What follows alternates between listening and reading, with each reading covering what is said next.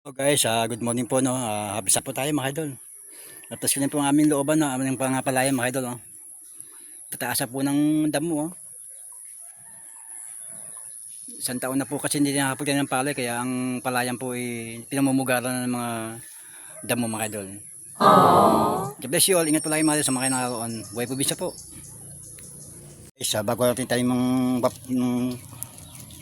ang dahon ng pinya, atin po nang alisin po yung mga dahon sa ilalim no.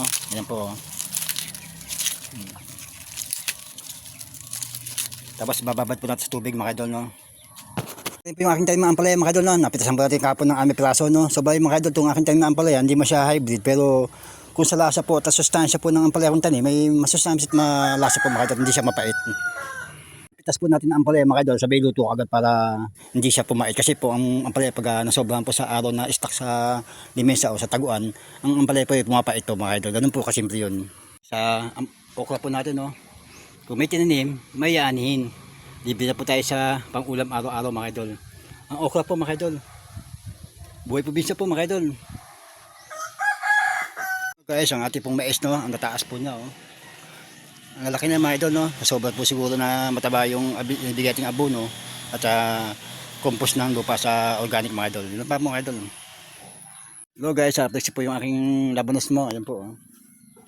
Ating po nalagyan po ng lupa para po ang ating labanos po ay magkaroon ng laman no. Ayan, gaya po yung ito. May laman na po siya mga idol no.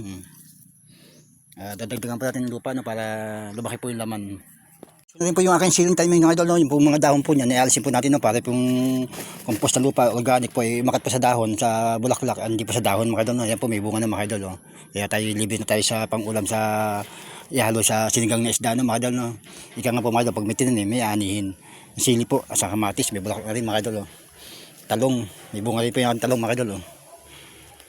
Kaya rin po yung aking sigarilyas, tanim sigarilyas mga idol no. Ayan po oh. Laki na, taas na po sila mga idol no. Nasa ibabaw na sila.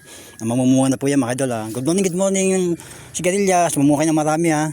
Ganyan po dapat mga idol. Ating kakausapin yung mga halamang gulay para mabilis siya magdami at pagbunga. Tulad po ng ampalaya. Tapos yun rin po yung aking tanim na okra mga idol. Ito po, mataas po siya mga idol. Nakakapitas tayo ng gulay ng okra no. Dahil po sa ang okra po ay isa pong alamang gulay na may nakakapagbigay ng vitamina at mineral sa ating katawan mga idol. Yun lang po, gabi sa inyo lahat. Magandang umaga sa inyo lahat mga idol. Tapos yun rin po yung aking mga tanim na gabi mga idol. No? Yan po, yung gabi na ube na nagawa pong laing mga idol. Yan po yung original na gabi ng panlaing mga idol.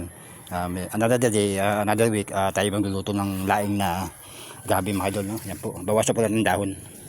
Good morning po sa inyo lahat mga idol. Yung mais mga idol, soba po nga 7 feet na ang taas no. Medyo lumaki na sila dahil sa siguro po mataba ang lupa o maganda yung ating organic na fertilizer sa lupa at rotten foods ang ating binibigay sa mga lamang gulay kaya pataas yan masyado mga idol.